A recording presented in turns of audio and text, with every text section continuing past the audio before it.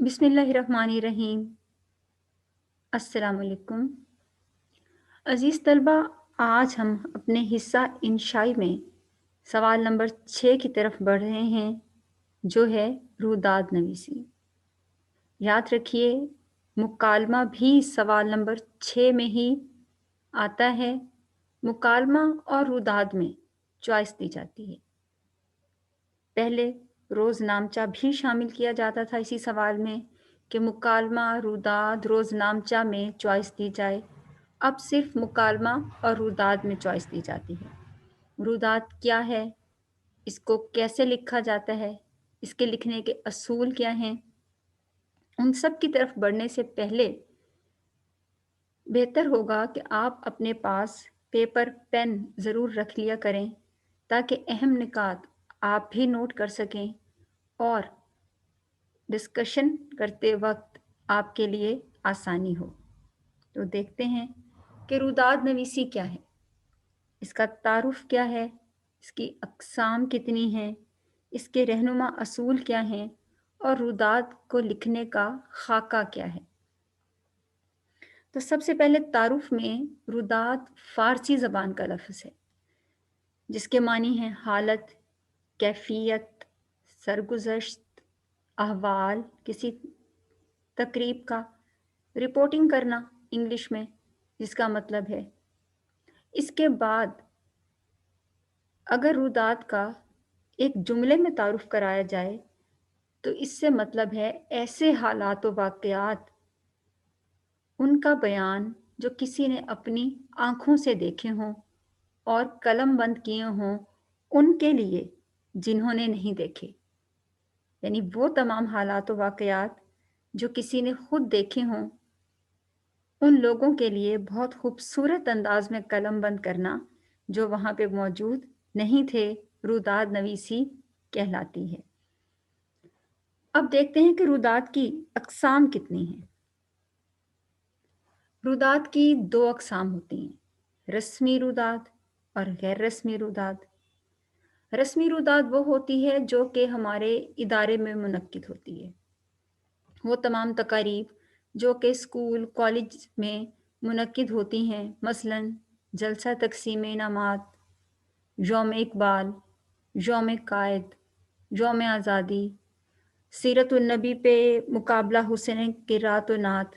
یہ تمام رسمی روداد ہیں جو کہ اسکول اور کالجز میں منعقد ہوتی ہیں، ہم سب بھی ان سے بخوبی واقف ہیں، اور ان کا احوال لکھنا رسمی روداد کا حال احوال لکھنا ہوتا ہے۔ غیر رسمی روداد مثلاً ایک میچ کا آنکھوں دیکھا حال، کسی شادی کی تقریب کی روداد، ان دونوں میں معمولی سا فرق ہے۔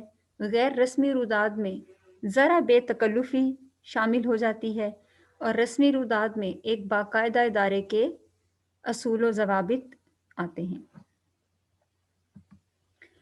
جی، روداد بہترین انداز میں لکھنے کے رہنما اصول کون سے ہیں؟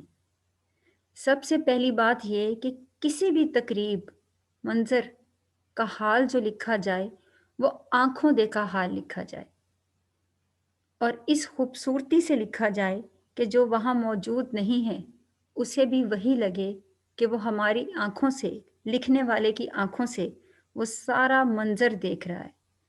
اسے یوں لگے جیسے ایک سفر نامہ نگار کسی کا ہاتھ تھام کے سیاحوں کی طرح اسے سارا منظر دکھا رہا ہے۔ الفاظ بہت عمدہ اور خوبصورت ہونے چاہیے۔ ہم رسمی روداد لکھ رہے ہیں تو الفاظ بہت خوبصورت ہوں اور حقیقی منظر کشی کی جائے، مطلب یہ کہ بناوٹ نہ ہو، ایک ایسا بناوٹی ماحول نہ تخلیق کر دیں کہ جس میں پڑھنے والے کو یہ لگے کہ اس میں کچھ مصنوعی پن سا شامل ہو گیا، لیکن حقیقی منظر کشی کرتے وقت یہ خیال رکھیں کہ ہم وہاں کے منفی پہلو نہ گنوانے شروع کر دیں۔ یعنی انسان کی نظر ہمیشہ اس چیز پہ فوراً اس کو دیکھتی ہے جو اس کو اچھا نہیں لگ رہا ہوتا، اور وہ فوراً کہہ دیتا ہے کہ فلاں چیز مجھے اچھی نہیں لگی، تو اس سے ہم روداد کا تاثر خراب کر دیتے ہیں۔ روداد لکھنے والے کا مشاہدہ، آبزرویشن بہت گہرا ہونا چاہیے۔ ظاہر ہے اس کا مشاہدہ گہرا ہوگا تبھی تو وہ ایک ایک چیز کو बगौर देख सकेगा और फिर उसको लिख सकेगा। रुदात लिखते वक्त ख्याल रखें कि ज़बान सादा हो ताकि किसी की समझ में आसानी आ सके, और बड़े शगुफ्ता अंदाज़े बयां में, हल्के फुल्के अंदाज़े बयां में लिखें। मतलब एक बोझल भारी भरकम अल्फाज किसी को मुतासिर करने के लिए ना लिखें। हम उन तमाम लोगों को वो सारा वाक़या सुना रहे हैं जो वहाँ पे मौजूद नहीं हैं। तो जब अंदाज़े बयां खूबसूरत शगुफ्ता होगा, तभी रुदात खूबसूरत होगी। कहा जाता है कि रुदात में अगर गुलाब के फूल का जिक्र हो तो यूं हो कि पढ़ने वाले को गुलाब की खुशबू आए। इससे मुराद ये है कि रुदात लिखने वाले का अंदाज खूबसूरत होना चाहिए। वाकयात की सच्चाई और संजीदगी से तस्वीर कशी करें। मतलब यह कि किसी वाक्य को मज़का खेज एक मज़ाहिया सा तासुर वो ना बनाएं। अंदाज़े बयां शगुफ्ता ज़रूर है, लेकिन किसी चीज़ का मजाक उड़ाना, उसको मज़े का खेज बनाना, वो चीज़ शामिल नहीं होनी चाहिए, वरना वो रुदात, ख़ास तौर पर रस्मी रुदात, उसका तासुर बहुत ख़राब करती है। चूँकि रुदात किसी तकरीब का आँखों देखा हाल है, हमारे अल्फाज भी खूबसूरत हैं, मंज़र की कशी भी हम हकीकी कर रहे हैं, हमारा मुशाहिदा भी गहरा है, हमारे अल्फाज भी सादा और शगुफ्ता हैं। वाक़यात की सच्चाई को मद्देनज़र रखें। बाज़ औक़ात रुदात किसी हादसे की भी होती है, तो तमाम वाक़यात की सच्चाई को मद्देनज़र रखें। ऐसी रुदात बहुत कम आती है, लेकिन एक चांस मद्देनज़र रखा जा सकता है। और संजीदगी से तस्वीर कशी करें, यानी कि अंदाज़ हल्का-फुल्का है, मज़ाह भी हो सकता है, लेकिन उसमें मज़ाक ना हो। अच्छा, एक चीज़ का ध्यान रखें कि ज़ाती तासुरात और इज्तमाई राय जो वहाँ पे लोग मौजूद हैं, उनका इज़हार ज़रा बहुत ध्यान से करें।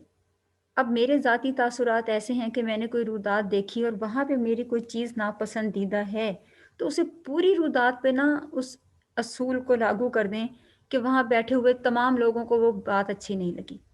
हो सकता है वो मुझे अच्छी नहीं लगी, बाकी लोगों को बहुत अच्छी लगी। इज्तमाई राय में वो यकसां भी हो सकती है कि तमाम लोगों को अच्छी नहीं लगी। अगर एक चीज़ मुझे अच्छी लगी, बाकी लोगों को अच्छी नहीं लगी, तो मैं ये लिख दूँ कि तमाम ये बातें, ये तमाम तर इंतज़ामात बहुत अच्छे थे, उनमें से किसी न किसी एक को अच्छा ना लग रहा हो। ज़रूरी नहीं, इख्तलाफ भी हो सकता है, लेकिन याद रखें अपनी राय पूरी मनफ़ी हो के तबसरा ना करें और अपनी राय को तमाम लोगों पे लागू ना करें। वाक़यात की फ़ितरी तरतीब का ख़याल रखें, यानी कि रुदात का आगाज़ किस तरह से हुआ, तिलावत कलाम पाक से हुआ, फिर नात पढ़ी गई। अब अगर मुझे याद आ जाए कि मैंने नात से आगाज़ कर दिया, रुदात आखिर तक पहुँच गई है, मैं सोचूँ कि ओह! तिलावत कलाम पाक का नहीं लिखा, तो मैं लिखूँ कि नहीं, रुदात का आगाज़ तिलावत कलाम पाक से हुआ था। तो ये तासुर सारी रुदात को ख़राब कर देता है। जी, मस्बत अंदाज में तबसरा करें। वही बात कि अपनी ज़ाती राय को तबसरे में सब पे लागू ना करें। फ़र्ज़ करें बहैसियत उस्ताद मैं ट्रिप लेके गई, मुझे वहाँ सब मस्बत लगा। किसी एक स्टूडेंट को कोई एक चीज़ अच्छी नहीं लगी और वो ये स्टूडेंट सब लोगों पे अपनी राय लागू नहीं कर सकता। और कोशिश करें कि तबसरा मस्बत अंदाज में करें कि अगर इंतज़ामिया ने बहुत अच्छी कोशिश की, कोई एक ऐसी बात रूनुमा अचानक हो गई कि हम कहें कि नहीं जी, अचानक एक ऐसा वाक़या हो गया जिससे सारी रुदात का तासुर ख़राब हो गया, तो फिर रुदात लिखने का फ़ायदा भी ख़राब हो गया। ये भी देखें कि उसका कोई फ़ायदा भी नहीं है। हम रस्मी रुदात लिख रहे हैं, हमने अपने अंदाज़े बयान का, अपने इदारे का और रुदात का तासुर बहुत मस्बत रखना है। हाँ जी, यकसां वाक़यात की फ़ितरी तरतीब हो गई। इसके बाद नसरी और शेरी हवाला जात चूँकि शगुफ़्ता अंदाज़े बयां है, तो बरमहल उनका इस्तेमाल किया जा सकता है। रुदात कैसे लिखी जाती है? अज़ीज़ तलबा, आपके लिए एक रुदात का खाका बनाया गया है। अमूमन رسمی رودات کا خاکہ جسے اسکیچ کہتے ہیں وہ ایک ہی طرح کا ہوتا ہے اور اسے کسی بھی رودات پہ اس خاکے کو لاگو کیا جا سکتا ہے۔ ہر وہ رودات جو اسکول کالج میں ہو رہی ہوتی ہے اس کا خاکہ کچھ اسی قسم کا ہوتا ہے۔ سب سے پہلے نمبر پہ یہ آپ لوگ اس طرح پوائنٹس نہیں بنائیں گے، ان پوائنٹس پہ پیراگراف میں لکھیں گے۔ سب سے پہلے کوئی بھی رودات ہو، وہ جلسہ تقسیم انعامات کی ہے فرض کریں، وہ یوم اقبال کی ہے، تو ادارے کی شاندار روایت ہے کہ ہم یہی لکھتے ہیں کہ ہمارے ادارے کی ایک شاندار روایت ہے کہ وہ اپنے قومی ہیرو ان کے تاریخ پیدائش کو یاد رکھتی ہے، یا طلبہ کی حوصلہ افزائی کے لیے انعامات کی تقسیم کی روداد ہوتی ہے۔ تو یہ ادارے کی ایک شاندار روایت ہے، سب سے پہلے اپنے ادارے کا تاثر بہت اچھا رکھیں۔ اس کے بعد تقریب کے دن، تاریخ اور وقت کا اعلان کیا جاتا ہے جو کہ نوٹس بورڈ پہ ان کے ذریعے جو ہے کہ وہ بتایا جاتا ہے۔ یقیناً اگر ایک کالج میں، ایک ادارے میں ایک جلسہ تقسیم انعامات یا اقبال ڈے یا یوم اقبال قائد کا دن منایا جا رہا ہے تو اس پہ کچھ تقاریر بھی ہوں گی، کسی کو بلایا بھی جائے گا، تو اچانک سے تو اعلان نہیں ہوگا، اس کی تیاری کے لیے بھی کچھ دن دیے جائیں گے۔ پھر طلبہ اور اساتذہ کا جوش و خروش ہے کہ وہ طلبہ جو اس تقریب میں حصہ لینا چاہتے ہیں وہ بڑھ چڑھ کر اپنے نام لکھوائیں گے، اور اگر یہ تقریب تقسیم انعامات کی ہے تو وہ پوزیشن ہولڈر طلبہ جن کا نام پکارا جائے گا ان میں جوش و خروش ہے۔ اساتذہ میں جوش و خروش دو طرح سے ہو سکتا ہے۔ اساتذہ کی کمیٹیز ہوتی ہیں جو کہ تیاری کرواتی ہیں کچھ تقاریر کے حوالے سے، کچھ انتظامات کے حوالے سے، اور وہ اگر جلسہ تقسیم انعامات ہے تو وہ تمام اساتذہ جو ان طلبہ کو پڑھاتے رہے ہیں ان کی بھی حوصلہ افزائی ہے، تو دونوں میں یکساں جوش و خروش ہے۔ اب تقریب کی پیشگی تیاری اور مشق۔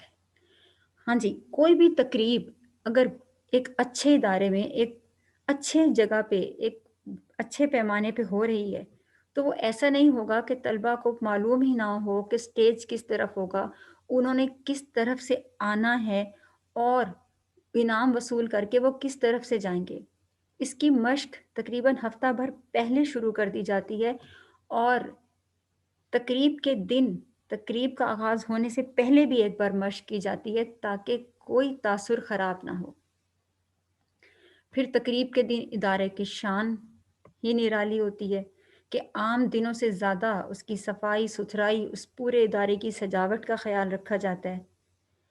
اور اس کے بعد وہ جو پنڈال میں جہاں وہ ساری تقریب ہو رہی ہے یا کالج ہال میں منعقد ہو رہی ہے، سب سے پہلے انتظامی ٹیم پہنچتی ہے جس میں نے ابھی بتایا کہ اساتذہ کی کمیٹیز بنی ہوتی ہیں، اور ان کے ساتھ انتظامیہ میں کچھ اور بھی کالج کے افراد شامل ہوتے ہیں کہ وہ تمام انتظامات کا جائزہ لے سکیں، پنڈال کی سجاوٹ کے لحاظ سے، مہمانوں کے بیٹھنے کے لحاظ سے، طلبہ کی مشق کے لحاظ سے، ان کے باقاعدہ یونیفارم کے لحاظ سے کہ کیا ہر چیز مکمل ہے۔ پھر اساتذہ اور اس تقریب میں حصہ لینے والے طلبہ کی آمد ہوتی ہے، اس کے بعد باقی طلبہ کی آمد۔ سٹیج کی سجاوٹ، کہ سٹیج کی سجاوٹ اب تقریباً ہر رودات میں سب سے پہلے یہیں سے آغاز ہوتا ہے۔ اگر عید میلاد النبی ہے تو سٹیج کی سجاوٹ کچھ اور طرح سے ہوگی کہ نعتیہ اشعار ہیں، گلاب کے پھولوں کے گلدستے ہیں۔ اگر قائد اعظم کا جو ہے کہ وہ دن منایا جا رہا ہے تو قائد اعظم کی تصاویر ہیں، پاکستان کا پرچم ہے۔ جلسہ تقسیم انعامات ہے، اس میں قائد اعظم علامہ اقبال کی تصاویر، پاکستان کا پرچم، کالج کے نمایاں کارکردگی میں جو دکھانے والے طلبہ ہیں ان کی تصاویر، کالج کے لوگو، یہ تمام چیزیں شامل ہیں۔ پھر پنڈال کی سجاوٹ یا کالج ہال کی سجاوٹ جہاں پہ طلبہ نے اور اساتذہ نے بیٹھنا ہے۔ آپ یہ بھی لکھ سکتے ہیں کہ کرسیاں جو تھیں وہ فلاں رنگ کی طلبہ کے لیے تھیں، صوفے اساتذہ کے لیے تھے، اور مہمان خصوصی کی نشست جو ہے وہ کچھ خاص، اس کو آپ نمایاں کر کے لکھ سکتے ہیں۔ इसके बाद मेहमान खसूसी की प्रिंसिपल साहब के साथ आमद है और मेहमान खसूसी अपने मुकर्ररा वक्त पे तशरीफ़ ले आए हैं और उनका पुरतपाक इस्तकबाल किया गया।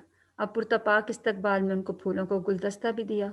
तलबा ने खड़े होकर उनके लिए तालियां भी बजाईं और देर तक बजती रहीं। मतलब कि उनका पुरतपाक शानदार इस्तकबाल किया गया। ये हर रस्मी रुदाद इसी तरह से उसका आगाज़ होता है। सिर्फ स्टेज की सजावट और जो दरमियान में तकरीब जो है उसमें तब्दीली आती है।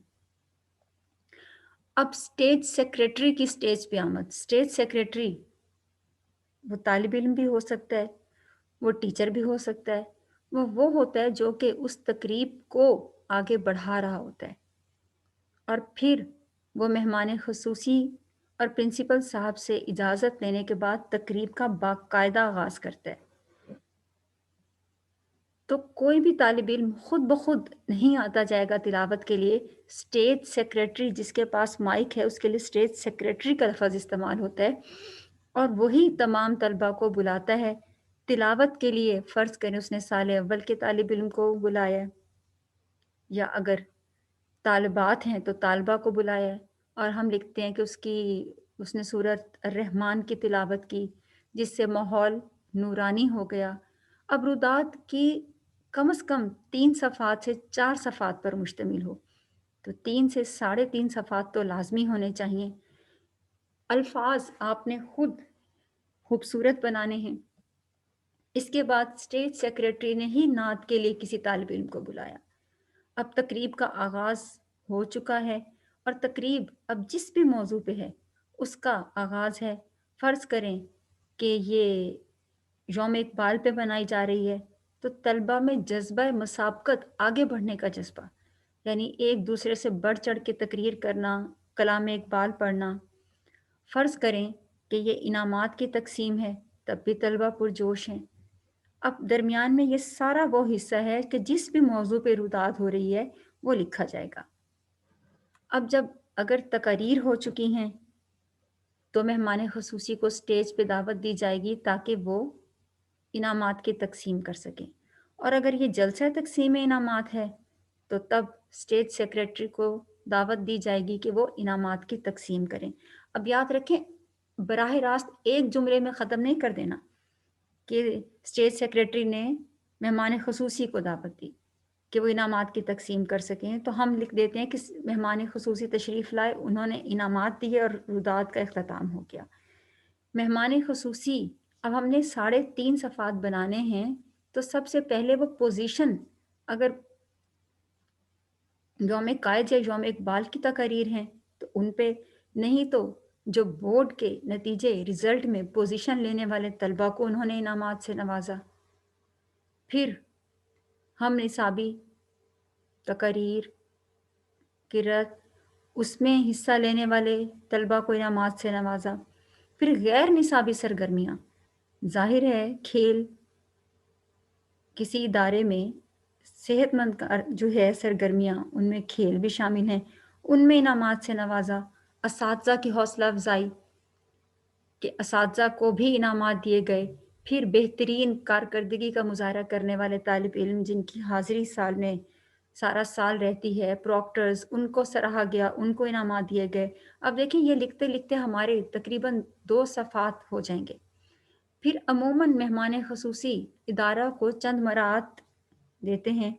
अब उसमें चंद मराहत में कुछ ज़रूरी नहीं कि क्या हो, वो कंप्यूटर लैब के लिए भी कुछ हो सकता है, केमिस्ट्री लैब के लिए, तालिब इल्मों के लिए कोई सहूलत। फिर स्टेज सेक्रेटरी ही मेहमान ख़ुसूसी का शुक्रिया जब अदा करेंगे तो प्रिंसिपल साहब को दावत देंगे कि वो मेहमान ख़ुसूसी का शुक्रिया अदा करें। इसके बाद तकरीब के ख़ात्मे का ऐलान स्टेज सेक्रेटरी ने करना है, खाने का ऐलान है। अब चूँकि तलबा तकरीब ख़त्म हुई, वो अपने दोस्तों के साथ, अपने असातिज़ा के साथ तस्वीर बनवाते हैं और यूँ खुशगवार असरात और यादें लिए हुए वो वहाँ से रुखसत होते हैं। तो हर तकरीब जो कि मुनक्किद हो रही है, उसका खाका यही रहेगा। हवाला जात के कुछ अशार देखते हैं जो कि हर रुदात में आ सकते हैं। फ़क़त यूँ ही शौक़ में पूछी हैं हज़ारों बातें कि तेरे हुस्न बयां तक देखूं कि कितना अच्छा बयान कर सकते हो, वो देखा जाए। इसका मतलब ये है कि किसी भी रुदात में किसी का अंदाज़े बयां सबसे ज़्यादा अहम है। इसके बाद रुदात की अहमियत इतनी है कि अब कौन वहाँ दूर धुआं देखने जाए, कल अखबार में पढ़ लेंगे कहाँ आग लगी है।